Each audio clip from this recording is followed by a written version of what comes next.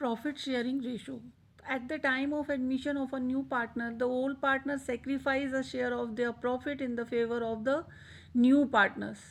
After they admit the new partners, sharing of profit will be as per the calculated new profit sharing ratio. But what will be the share of new partners and how he will acquire it the form is the existing partner is decided mutually among the old partners and the new partners. However, nothing is specified as to how the new partners acquire his share from the old partners. It may be assumed that the gets is from their in profit sharing ratio. That means कि admission के जब partner का admission होता है तो जो old partners होते हैं वो अपने शेयर का सेक्रीफाइस न्यू पार्टनर के फेवर में करते हैं, ठीक है। और शेयरिंग ऑफ प्रॉफिट कैसे होगा, उसे कितना मिलेगा, ये सब जो है वो उनके म्यूचुअल एग्रीमेंट के अकॉर्डिंग होता है कि पुराने पार्टनर्स जो हैं वो कितना शेयर सेक्रीफाइस करेंगे, कौन सा पार्टनर करेगा, कौन सा नहीं करेगा, या न्यू पार्टनर के फेवर में कितना शेयर जाएगा, उनके म्यूचुअल एग्रीमेंट के अकॉर्डिंग डिसाइड होता है, ठीक है। और यदि क्वेश्चन में कुछ भी स्पेसिफाइड नहीं है या स्पेसिफिक नहीं है कि न्यू पार्टनर्स जो है वो ओल्ड पार्टनर से किस फॉर्म में शेयर को ले रहा है, रिसीव कर रहा है, तो उसके लिए एक ही कंडीशन होती है कि हम प्रॉफिट को, फर्म के प्रॉफिट को वन मानकर इसको जो new profit and loss share है उसको फाइंड आउट करते हैं, ठीक है। तो एग्जाम्पल से हम इसको समझेंगे कि जब क्वेश्चन में कुछ भी स्पेसिफाइड नहीं है तो कैसे जो है वो न्यू पार्टनर्स का या ऑल पार्टनर्स का new profit sharing ratio find out किया जाएगा। देखिए हम यहाँ एग्जाम्पल, सबसे पहले एग्जाम्पल समझें कि Anandu and Vishal are partners sharing profit is the ratio of 3:2. They admit Ravi as a new partner for 1/5 share in the future profit of the firm. Calculate of the profit sharing ratio of Anandu, Vishal और रवि, यानी हमें new profit sharing ratio निकालना है। तो आप इस पूरे question में देख रहे हैं कि इस क्वेश्चन में कुछ भी स्पेसिफाइड नहीं है कि जो नया पार्टनर है वो पुराने पार्टनर से किस फॉर्म में अपने शेयर को ले रहा है, ठीक है। तो जब ऐसा नहीं दिया होगा तो हम हमेशा मानेंगे कि फर्म का प्रॉफिट क्या है, 1 है, यानी total profit of firm is 1, ठीक है। उस फर्म प्रॉफिट क्या है, फर्म का प्रॉफिट क्या है, 1। अब यहाँ पर जो न्यू पार्टनर का प्रॉफिट है, रवि का शेयर कितना है, 1/5, ठीक है। तो टोटल जो प्रॉफिट आपका 1 है, इस 1 में से हम 1/5 शेयर को हम इस 1/5 शेयर को माइनस करेंगे, ठीक है। तो 1/5 शेयर को माइनस करने के लिए हमें क्या करना पड़ेगा,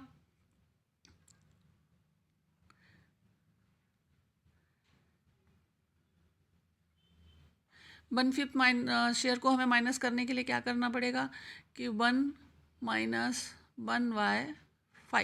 फिर हम इसमें से माइनस करेंगे तो नीचे भी 1 आ जाएगा, एलसीएम कितना आएगा, 5, ठीक है। उतना सब करने की हमें ज़रूरत नहीं है, हमें सिंपली इसे सीखना है कि 1 है और यहाँ पर कोई भी यदि शेयर दिया हुआ है तो नीचे वाली जो डिजिट है उसमें से यदि हम ऊपर वाली माइनस करेंगे तो हमें ऊपर की डिजिट मालूम पड़ जाएगी और नीचे 5 दिया ही हुआ है।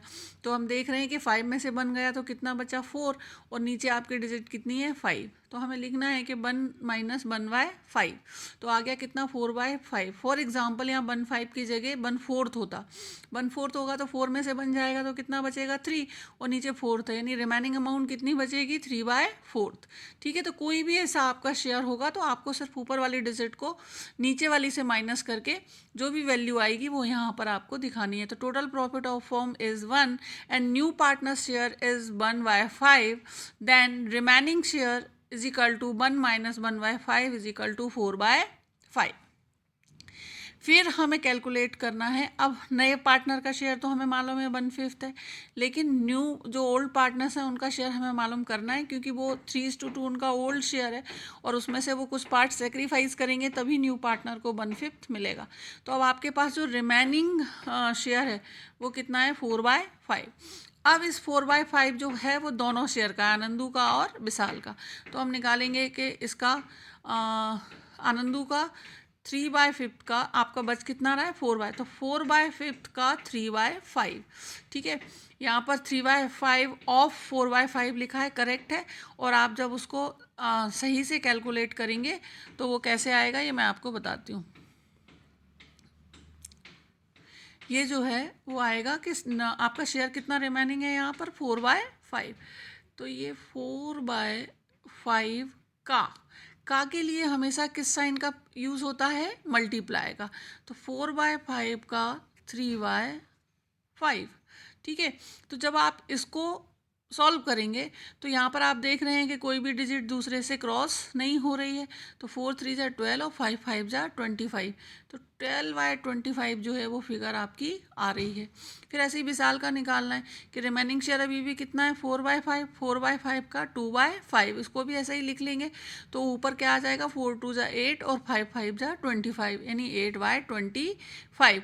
तो जो न्यू आपका रेशो है वो क्या निकल कर आ जाएगा कि जो फर्स्ट पार्टनर है आपका रवि, उसका शेयर कितना है 12/25, दूसरे का कितना है आपका 8/25 और तीसरे का कितना है 1/5, ठीक है।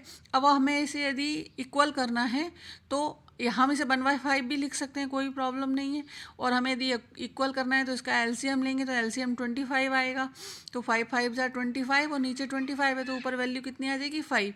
तो न्यू वाले का शेयर कितना हो जाएगा 5/25।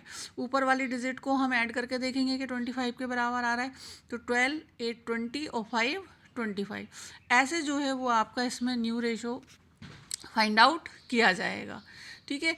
तो ये बात आपको क्लियर हुई कि यदि क्वेश्चन में कुछ भी स्पेसिफाइड नहीं किया है कि न्यू पार्टनर अपना शेयर पुराने पार्टनर से कैसे लेगा, कैसे रिसीव करेगा, तो हमेशा हमें न्यू शेयरिंग प्रॉफिट रेशो जो है वो निकालना है कि total profit of firm is 1, ठीक है। फिर उसका जो तरीका है निकालने का हमेशा यही होगा। फिर हम नेक्स्ट रेशो देखेंगे इसमें कि क्या है, ठीक। मतलब न्यू मेथड है थोड़ा सा कि Ajit and the Bharat are partners sharing profit in the ratio is 3:2. They admit Deepesh as a new partner for 1/5 share in the future profit of the firm, which he gets equally from Ajit and Bharat. Calculate new profit sharing ratio. अब आप देख रहे हैं कि यहाँ पर mention किया हुआ है कि जो 1/5 शेयर न्यू पार्टनर को मिल रहा है वो जो शेयर है वो दोनों से इक्वली ले रहा है, ठीक है। तो पहले हमें उसके शेयर को हाफ हाफ करना पड़ेगा, ठीक है। और फिर वो जो हाफ हाफ शेयर है वो हम ओल्ड पार्टनर्स के रेशो में से माइनस कर देंगे, लेस कर देंगे, तो जो रिमेनिंग बचेगा वो उनका न्यू रेशो होगा। नई पार्टनर का तो हमें मालूम ही है। जैसे मैं आपको एक एग्जांपल से समझाती हूँ कि उसको हाफ़ क्यों करेंगे, कि 2 लोगों से लेना है। कि मान लीजिए कि आपको 10 रुपीज़ की ज़रूरत है और आपको वो 10 रुपीज़ 2 लोगों से लेना है। तो 2 लोगों से लेना है तो 10 रुपीज़ डिवाइडेड बाय 2, यानी 2 लोगों से आप कितना लेंगे 5 5। बट यदि 3 लोगों से आपको वो 10 रुपीज़ लेने हैं तो आप क्या करेंगे डिवाइडेड बाय 3। और यदि 4 लोगों से लेना है तो क्या करेंगे डिवाइडेड बाय 4, ठीक है।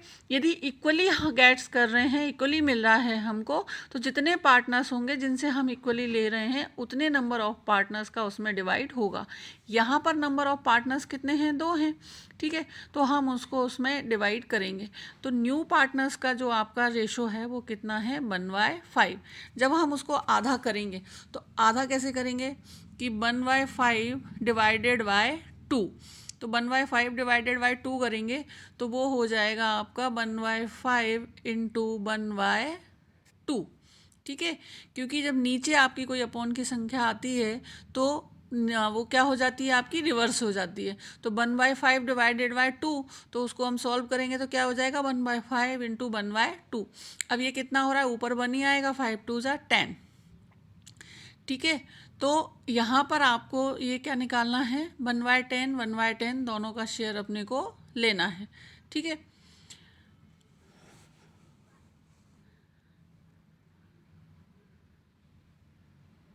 यहाँ पर अब अजीत का और भारत का शेयर कितना है 3/5, टू।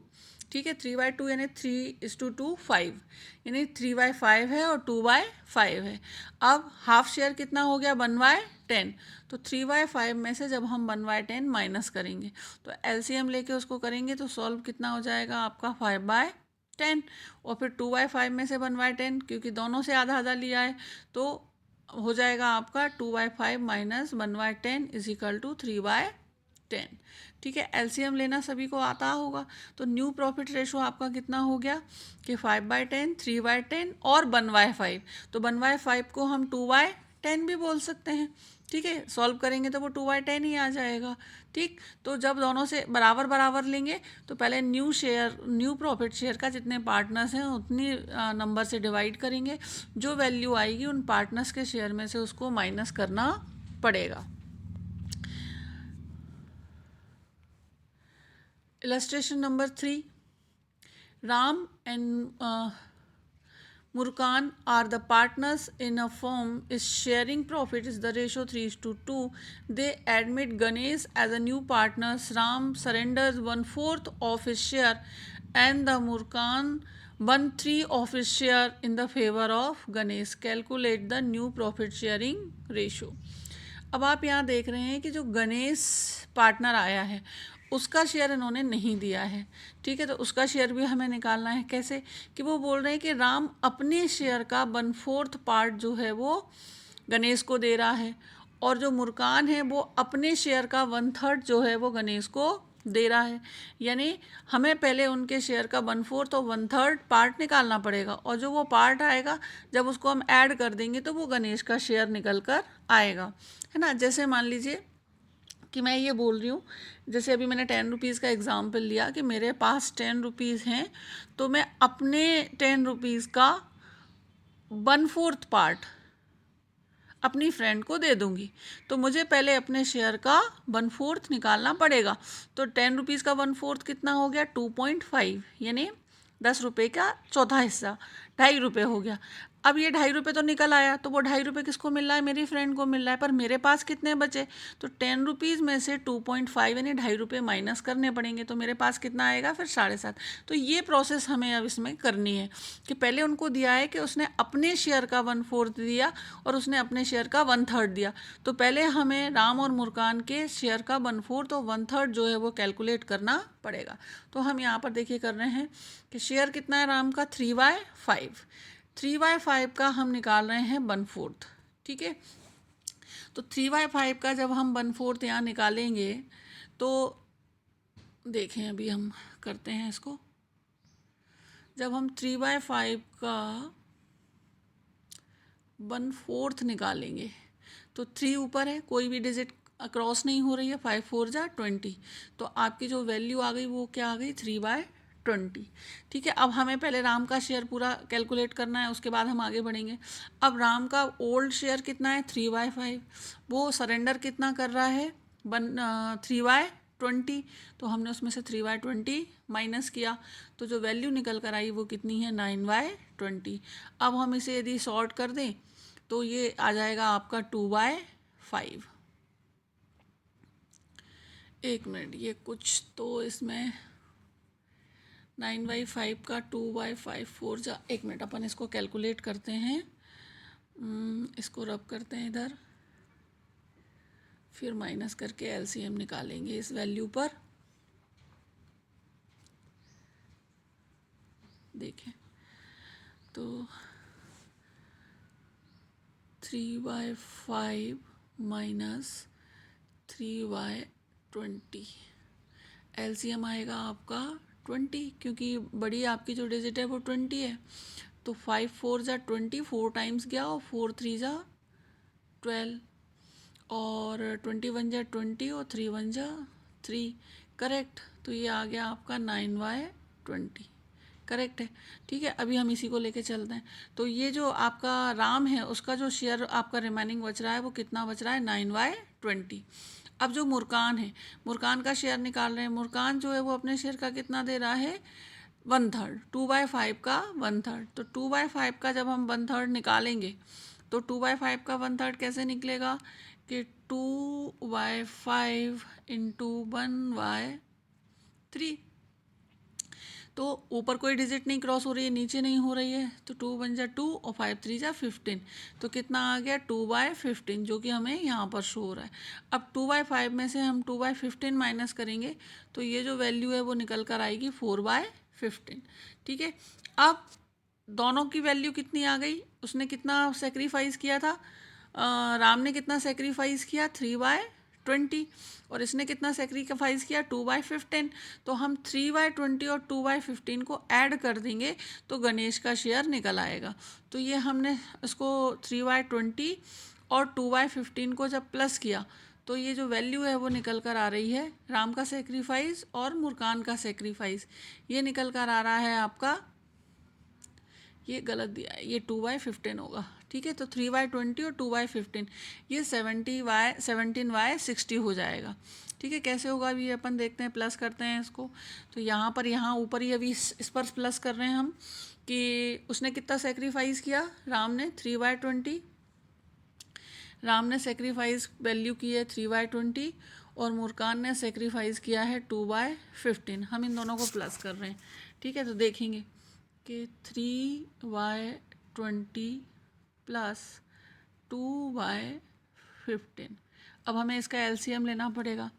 एलसीएम लेंगे तो आप देखेंगे कि हम किसी भी एक वैल्यू से इसको क्रॉस करेंगे तो 5 4 जा 20 और 5 3 जा 15, यानी 5 कॉमन आ गया, यहाँ 4 बचा है और यहाँ 3 बचा है, दोनों वैल्यू एक दूसरे से नहीं जाती, तो दूसरी आ जाएगी 4 बन जा 4 और तीसरी आ जाएगी 3 बन जा 3, यानी एलसीएम हो जाएगा आपका 5 × 4 × 3, यानी 5 4 जा 20 और 23 जा 60, यानी एलसीएम यहाँ पर आपका आ रहा है 60।